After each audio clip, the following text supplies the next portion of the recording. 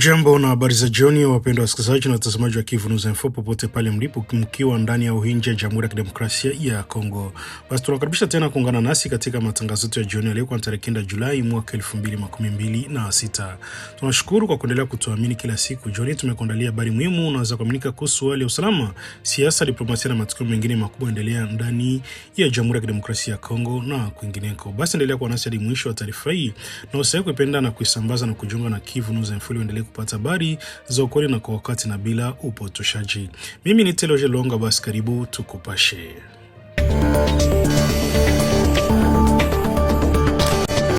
Kamishna mkuu wa Umoja wa Mataifa anashughulikia haki za binadamu Volker Turk ameeleza masitiko yake makubwa kufuatia kuendelea kwa mapigano makali katika maeneo ya nyanda za juu za wilaya Fizi na Mwenga mkoani Kivu Kusini, mashariki mwa Jamhuri ya Kidemokrasia ya Kongo.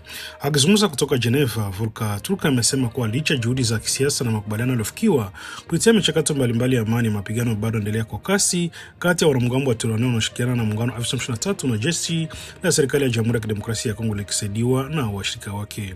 Kwa mujibu wa Umoja wa Mataifa, tangu mwezi Juni mapigano yameendelea kushuhudiwa katika safu ya milima ya Mitumba ambako wasi wamefanikiwa kuteka baadhi ya maeneo ikiwemo eneo la Point Zero ambalo limekuwa likigombaniwa kwa miezi kadhaa na pande zinazopigana.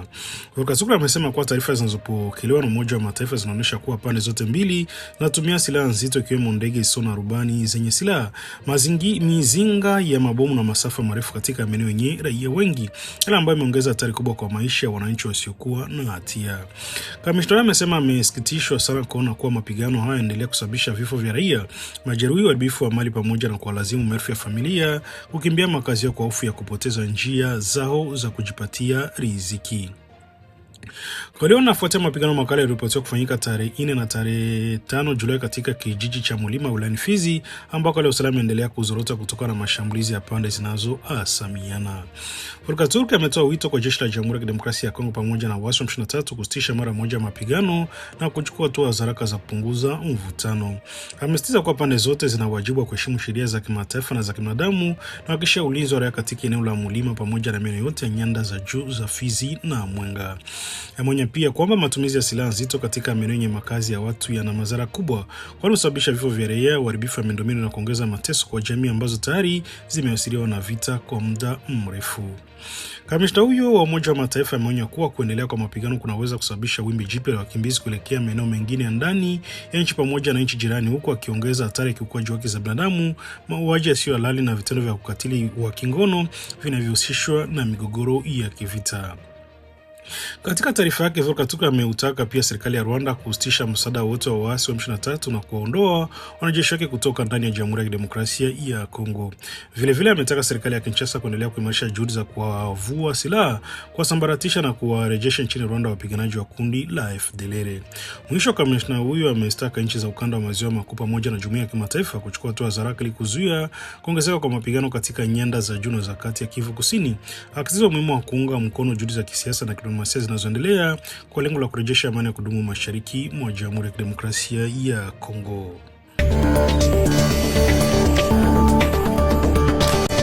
Hali ya usalama endelea kuzua wasiwasi katika wilaya Mwenga mkoani Kivu Kusini baada ya katibu wa utawala wa chifu la Luhinjwa Masumbuko Chimanuka Maroi kuuawa kupigwa risasi na watu wenye silaha usiku wa kuamkia Jumatano tarehe 8 Julai.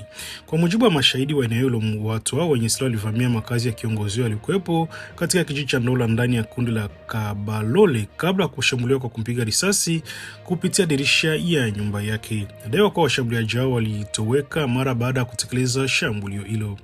Vyanzo vya ndani vinaeleza kuwa Masumbuko Maroi amefariki dunia papo hapo kutokana na majeraha aliyoyapata. Baadaye mwili wake ulipelekwa katika hospitali ya Ifendula kwa ajili ya hatua nyingine zinazohitajika. Kifo hicho kimeibua huzuni kubwa miongoni mwa wakazi wa Luhinjwa, huku ndugu, viongozi wa jamii na wananchi wakieleza masikitiko yao kutokana na kuendelea kwa matukio ya mauaji na ukosefu wa usalama katika eneo hilo.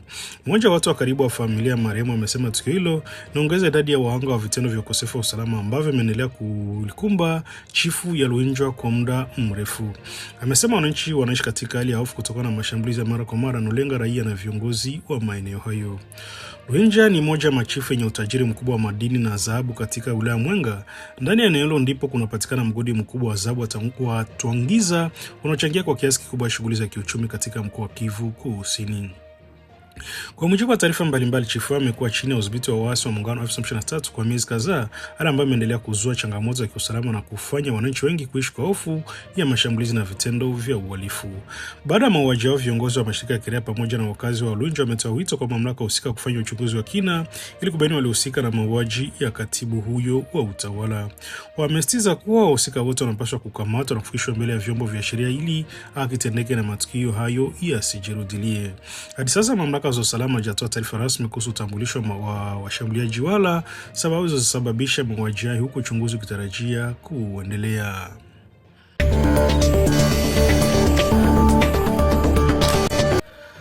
Muungano wa kisiasa wa upinzani unajulikana kama Coalition Article 64 pour la défense de l'ordre constitutionnel C64 wamefanya mkutano na waandishi wa habari siku ya leo tarehe 9 Julai mjini Kinshasa, ambako wamefafanua kwa kina mazingira ya mkutano ulifanyika kati ya viongozi wake na rais wa Burundi Evariste Ndayishimiye, ambaye kwa sasa pia ni mwenyekiti wa Umoja wa Afrika. Kwa mujibu wa viongozi wa C64, mkutano ulikuwa sehemu ya mashauriano ambayo Rais Ndayishimiye aliendelea kufanya kuhusu mzozo unaendelea mashariki mwa Jamhuri ya Kidemokrasia ya Kongo, akiwa katika jukumu lake la upatanishi kwa niaba ya Umoja wa Afrika. Katika mkutano wao na waandishi wa habari, C64 ilisema imelazimika kutoa ufafanuzi huo baada ya kusambazwa kwa kile kinachoitwa taarifa za upotoshaji na au tafsiri sio sahihi kuhusu mazungumzo na kiongozi huyo wa Burundi. Muungano ulisitiza kuwa umeomba kukutana na Rais Evariste Ndayishimiye. Badala yake ulisema mwaliko wa mkutano ulitoka kwa rais mwenyewe kufuatia mazungumzo aliyokuwa nayo na Rais wa Jamhuri ya Kidemokrasia ya Kongo Felix Antoine Tshisekedi katika juhudi za kutafuta suluhisho la kisiasa kwa mgogoro wa nchi. Kwa mujibu wa C64, wakati wa mazungumzo ya Rais Ndayishimiye aliwahimiza wadau wa kisiasa nchini Kongo kuweka mbele maslahi ya taifa kwa kuimarisha mazungumzo ya kisiasa, umoja wa kitaifa na mshikamano wa wananchi ili kukabiliana na changamoto zinazokabili nchi, sana tishio la makundi la mamlaka ya uhuru wa taifa. Muungano umeeleza kuwa mtazamo wake migogoro ya Jamhuri ya Kidemokrasia ya Kongo haishi tu kwenye mapigano endelea mashariki mwa nchi. Badala yake unaamini kuwa migogoro mikubwa inahusiana na masuala ya kijeshi, usalama, utawala na taasisi za dola pamoja na katiba nchini. C64 inaweza kuwa juhudi mbalimbali zifanyika kupitia mchakato wa Nairobi, Luanda, Doha na Washington wa kuweza kuleta suluhisho la kudumu, kwa sababu jikita zaidi katika masuala ya kijeshi na diplomasia bila kushughulikia mizizi ya kisiasa, ambao kwa mujibu wa muungano huyo ndio chanzo kikuu cha mgogoro unaoendelea.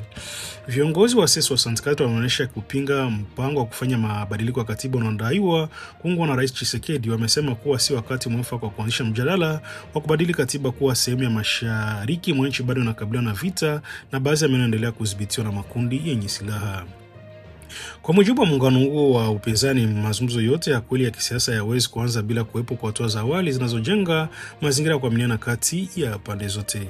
Miongoni mwa masharti yaliyowekwa na C64 ni pamoja na serikali kutangaza rasmi kuachana na kabisa na mpango wa kurekebisha katiba, kuachia huru wafungwa waliotajwa kuwa wa kisiasa, kusitisha mashauriano ya mahakama yanayodaiwa kuwa ni msingi ya kisiasa, pamoja na kurejesha kikamilifu uhuru wa kujieleza, kufanya mikutano na shughuli nyingine za kisiasa bila viziwizi. Muungano huo umeeleza kuwa rais wa Burundi alipokea msimamo huo na kwa kuahidi kuwasilisha uaminifu kwa rais wa Tshisekedi katika nafasi yake kama mpatanishi wa Umoja wa Afrika. Kwa wakati huo, C64 imetangaza kuendelea na harakati zake za kisiasa kwa kuwataka wananchi kujitokeza kwa wingi kushiriki maandamano ya amani yaliyopangwa kufanyika tarehe 22 Julai kuelekea ikulu ya Rais Palais de la Nation mjini Kinshasa. Kwa mujibu wa viongozi wa muungano huo, maandamano yanafuatia hatua nyingine za upinzani zilizofanyika hivi karibuni, ikiwemo siku ya mji kufungwa tarehe 3 Juni pamoja na mkusanyiko wa kukaa mbele ya taasisi za serikali iliyofanyika tarehe 12 Juni. C64 inasema maandamano yatakuwa na lengo la kupinga mpango wa marekebisho ya katiba, kutetea utaratibu wa katiba na taasisi za Jamhuri ya Kidemokrasia ya Kongo, pamoja na kuendelea kushinikiza madai yao ya kisiasa dhidi ya uongozi wa Rais Tshisekedi. Hata hivyo, hadi sasa serikali ya Jamhuri ya Kidemokrasia ya Kongo hajatoa tamko rasmi kujibu madai yaliyotolewa na muungano huo wa upinzani kuhusu mkutano huo, masharti yaliyowekwa kwa ajili ya mazungumzo ya kisiasa wala wito wa maandamano uliotangazwa kufanyika mwisho mwa mwezi huu.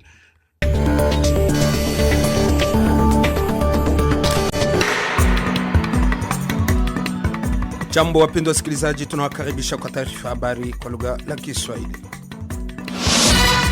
Butembo, jimboni Kivu Kaskazini, kituo cha kutenga wagonjwa wanaozaniwa kuwa na Ebola katika hospitali kuu ya Kitatumba kimeshambuliwa.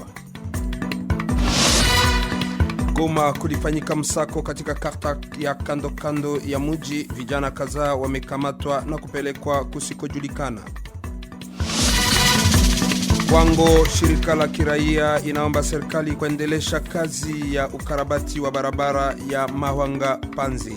Mafasirio zaidi punde kidogo.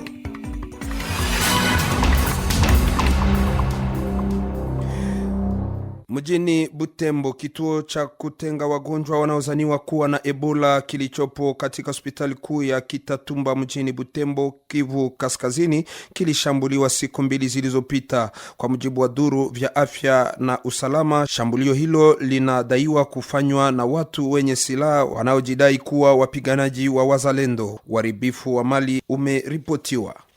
Mjini Bunya, jimboni Ituri, taarifa za upotoshaji au za uongo kuhusu ugonjwa wa Ebola zimeanza kulemea biashara ya nyama ya ngombe. Kwa siku kadhaa sasa, ujumbe unaosambazwa kwenye mitandao ya kijamii unawahimiza wananchi kutokula nyama ya ngombe, jambo lililosababisha wateja wengi kuepuka mahali pa kuuzisha nyama, yani busheri. Hali hiyo inawatia wasiwasi wachinjaji na wafanyabiashara wa nyama. Ripoti ya Martial Kiza bya Mungu. Wauzaji wa nyama wa Bunya wanasema kuna kupungua kwa wateja wao kwa kiwango cha dhahiri. Chama chao kimewasilisha rasmi wa afisa wakuu wa jimbo wa idara ya uvuvi na ufugaji kufuatilia kampeni ya uongo unaosemekana kuathiri shughuli zao. Jean Faustin Unuti, presidenti wa kamati yao, anasema ya kwamba kuna tetezi zenye kutembea kwenye mitandao ya kijamii zikidai kwamba nyama ya ngombe ina virusi ya Ebola. Anahakikisha ya kwamba nyama zao zinatoka kwenye maboresho ya nyama yanayodhibitiwa na huduma za wanyama ambao wanapima afya ya ngombe walioua. Kuhusu wasiwasi huu, maafisa wa nyama wanahakikishia wanaishi kuwa hakuna ushahidi wa kisayansi unaonesha kuwa nyama ya ngombe ina virusi ya Ebola iko uongo. Hata hivyo, wanapendekeza wananchi kuepuka kula nyama ya pori katika kipindi cha mlipuko huu wa ugonjwa wa Ebola. Nikiripoti kutoka Bunya, mimi Martial Kiza bya Mungu, Radio Okapi. Na huko Kananga, kupata damu kwa ajili ya kuongezewa wagonjwa kumekuwa changamoto kubwa mjini Kananga. Akiba ya benki ya damu imekaribia kuisha, hali inazoziweka hospitali nyingi katika mazingira magumu. Wagonjwa wanaohitaji kuongezewa damu kwa haraka wanakabiliwa na hatari kubwa kutokana na ukosefu wa damu. Kutokana na hali hiyo, viongozi za afya wanaendelea kutoa wito kwa wananchi kujitolea kuchangia damu. Jeremy Baraka anafasiria zaidi. Naam, kila siku wagonjwa wengi hulazwa hospitalini wakihitaji kuongezewa damu ya haraka. Wengi wao ni wanawake walioweza kujifungua, watoto wanaokuwa na upungufu wa damu, pamoja na watu walioweza kupata ajali. Lakini mara nyingi jibu huwa ni lile lile, hakuna damu inayopatikana. Katika kituo cha afya cha Kamulumba Eta, daktari mkuu Kade Tumba anasema kuwa madaktari hulazimika kufanya transfusion ya haraka kwa kuweza kutafuta damu kutokana na ndugu wa wagonjwa, hasa wanaokuwa na group sange sawasawa na mgonjwa. Jacques Ilunga bado anakumbuka tukio la huzuni liloweza kumfikia wakati mjomba wake aliweza kufariki ajili ya ukosefu wa damu. Mratibu mkuu wa jimbo ya huduma hiyo anasema kuwa zaidi ya miaka 10 iliyopita jimbo halikukuwa na vyombo vya kuweza kutunza damu. Ni siku hizi ndio serikali imeweza kutoa vyombo hivyo, lakini tatizo linabaki ni moja tu, basi ajili ya kuweza kukosa wale ambao wanaweza kushtoa ajili ya kuweza kutoa damu. Anaomba kwa raia wa sehemu hiyo kuweza kushtoa, kuweza kuwapa wengine damu kwa kuweza kuokoa maisha yao. Turudi tena jimboni Kivu Kaskazini, hasa mjini Goma. Karibu vijana 15 hawajulikani walipo baada ya kukamatwa katika operesheni ya msako iliyofanyika usiku wa tarehe 6 kuamkia tarehe 7 Julai katika karta vinavyozunguka kambi ya kijeshi ya Katindo mjini Goma. Kwa mjibu wa familia zao, vijana hao wakiwemo watoto wadogo walikamatwa na wapiganaji wa AFC M23 na kupelekwa kusiko julikana. Baraza la vijana la Karisimbi limeleza wasiwasi wake na kuomba mashirika kutetea haki za binadamu kuingia kati. Ripoti ya Florence Kiza Lunga.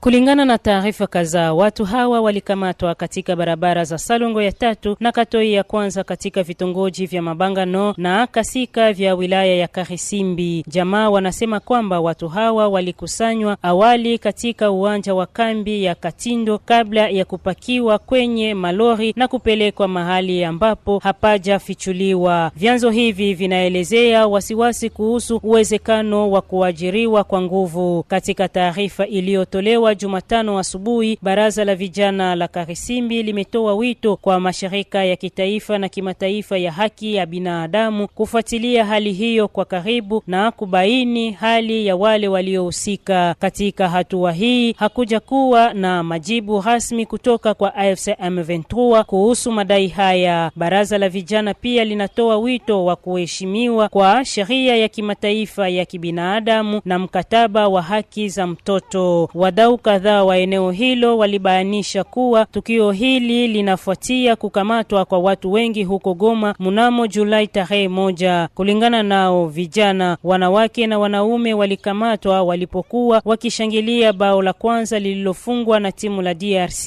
wakati wa mechi dhidi ya Uingereza. Watu 81 kati ya hawa waliachiliwa rasmi mnamo Julai tarehe 3, huku wengine wakibaki bila kujulikana. Tujelekeze mjini kuu wa Kinshasa. Ijapokuwa kupungua kwa idadi ya visa vilivyorekodiwa mwezi Aprili, hali ya haki za binadamu nchini Jamhuri ya Kidemokrasia ya Kongo bado inatia wasiwasi. Katika ripoti yake iliyochapishwa siku ya 3 mjini Kinshasa, ofisi ya pamoja Umoja wa Mataifa ya haki za binadamu BCNUDH imerekodi zaidi ya kutokuheshimu haki za binadamu na unyanyasi 318 kwa mwezi Aprili 2026.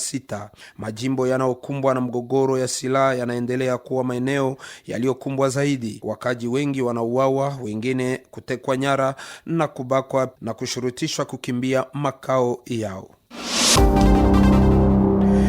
Kama tulivyosema kwa mtasari wa habari, huko Kwango, kazi za ukarabati wa barabara ya Mahwanga Panzi yenye urefu wa kilomita 115 zimesimama kwa mwezi kadhaa katika jimbo la Kwango. Kutokana na hali hiyo, muungano ya shirika za raia linataka serikali kutoa fedha ili kazi hiyo zianje tena. Kwa mjibu wa viongozi wa shirika hilo, kuchelewa kwa kazi kinazorotesha maendeleo na kuwaumiza wananchi. Maelezo ya Sefonrie Kwengo, msimamizi makamu ya hilo shirika, inatafsiriwa na Rosalie Zawadi. Shirika la raia la jimbo la Kwango laonyesha wasiwasi mkubwa kuhusu hatari kwamba pesa na vingine vifaa vilivyokusudiwa kwa miradi hii vinaweza kuelekezwa katika njia zingine, kama ilivyoripotiwa kutokea kwa ufadhili wa sehemu ya barabara ya Mabanga, ambapo fedha zilizotengwa zilishindwa kukamilisha kazi kama wakaaji wa eneo hilo walivyotarajia. Kwa hivyo shirikisho la viongozi wa shirika la raia wa jimbo la Kwango wanaitaka serikali ya kitaifa kutoa mara moja fedha zinazohitajika ili kuanza tena kazi kwenye barabara ya Mabanga. Wanahimiza serikali kulinda uwekezaji ambao tayari umefanywa kwa kuzuia kuondolewa kwa wafanyakazi na vifaa vya kazi, kuhakikisha kwamba fedha zilizotengwa kwa mradi huu zinatumika pekee kwa kutekeleza kama ilivyokusudiwa, na kuhakikisha usimamizi wa uwazi wa rasilimali za umma zilizotengwa kwa ajili ya miradi za barabara. Jimboni Maniema, katika mji wa Kindu, matokeo ya mtihani wa taifa wa mwaka 2025 sasa yametangazwa katika jimbo la Maniema. Huko Kindu, kuchapishwa kwa matokeo usiku wa tarehe 7 kuamkia tarehe 8 Julai kumeleta furaha kubwa miongoni mwa wanafunzi waliomaliza shule ya sekondari. Tangu asubuhi, shangwe la furaha yameonekana wakisherekea mafanikio yao katika mitaa mbalimbali ya mji. Tujielekeze mjini Mjimai kwa kukomesha taarifa hiyo ya habari. Kuongeza elimu na uwezo ya viongozi wa kesho ni maoni ya washirika kwa makutano lililoandaliwa na chuo kikuu cha Kiprotestanti cha Moyo wa Kongo. Washiriki wameeleza kuwa elimu ya kisiasa na mahadili ndiyo msingi wa kuandaa viongozi bora wa kesho. Wamependekeza mageuzi mbalimbali yatakayowezesha kuinua kizazi kipya cha viongozi. Ni hapo tumefikia mwisho wa taarifa ya habari. Shukrani kwenu yote mliotutega sikio kwa kipindi hiki ya kwanza ya taarifa ya habari. Katika sehemu ya pili, Rosalie Zawadi ameandaa mgeni wa siku na dossier du jour. Radio Okapi, invité en Swahili. Magavana na maafisa wa usalama kutoka Kivu Kaskazini, Ituri, Chopo, Haut-Uele na Bas-Uele walikutana mjini Kisangani kuanzia tarehe 2 hadi tarehe 4 Julai. Lengo lilikuwa kuimarisha uratibu wa kikanda na kubadilishana taarifa za kiintelijensia ili kupambana vyema na ADF. Je, mpango huu unaweza kuwa na matokeo gani kwa usalama wa wakaaji wa mashariki mwa DRC? Tunajadili hili pamoja na Papi Kasereka, mchambuzi wa masuala ya migogoro na hali ya hatari katika eneo la mashariki mwa Kongo. Anajibu maswali kutoka kwa Martial Papi Mukeba. Papi Kasereka, jambo. Jambo Martial. Viongozi wa mikoa wa majimbo wanataka waanje kutumika pamoja ili kupiganisha ADF. Kwa maoni yako, ushirikiano huu unaweza kusaidiaje kupambana vizuri na ADF? Ushirikiano ya mikoa inaweza saidia zaidi kwa kazi ya kupambana na ADF, kwa maana itaweza kusaidia sana kufanya ile kitu wanaita kartografi ya mamenasi ya groupe arme benye biko kule ma province yenye concerne. Ile ni kitu ya kwanza. Kitu ya pili, itaweza vile kupermettre kuanticiper mamenasi yao, parce que wakati renseignement iko partagé à temps réel entre majimbo yenye inahusu na ile mambo ya magroupe arme, inaweza kusaidia maaction fulani ikamatiwe juu ya kuweza kureduire ama kupunguza makapasite ya magrupe arme du point de vue opérationnel. Na ya mwisho, ile kutumika pamoja ante majimbo inaweza kusaidia vile juu inakuwa sawa chombo ya kusaidia viongozi kukamata decision. Par exemple, wakati viongozi wakisema wanatafuta kufanya maoperation militaire ya grande envergure, maoperation militaire inafanywa grâce ya renseignement. Wakati wanakuwa na renseignement, wanaweza sema tunapata renseignement fulani, gundi ile ADF walipita fasi fulani, wanajielekeza province fulani ya Ituri kwa mfano, itasaidia wakamate hatua ya kuweza kuwa neutralize kwa wakati. Katika mkutano huu viongozi wamezungumzia pia umuhimu wa kubadilishana taarifa. Kwa nini kutoa na kupata taarifa ni muhimu katika vita dhidi ya ADF? Ni ya maana sana, tena ni ya muhimu. Kwa nini? Paske taarifa inakuwa chombo cha kukamata decision. Wakati mtu anakuwa na taarifa kwa wakati, inaweza kusaidia viongozi wakamate decision kwa wakati, paske ile renseignement ni ya maana na inasaidia mu coordination, paske unajua vita ya leo ni vita vile inaomba renseignement ya nguvu, inatumikisha teknolojia. Na wakati viongozi wa Nord Kivu na wa Ituri, wa Haut-Uele wanakuwa na posibilite ya kupartager ile maarifa kwa wakati, inaweza kusaidia wakamate ma decision enye itasaidia juu ya kuweza kulinda raia. Licha ya miaka mingi ya mapambano ya kijeshi, ADF bado inafanya wala inaendelea tu na mashambulizi. Ni mambo gani yanayofanya iwe vigumu mpaka leo kumaliza kabisa kundi hili?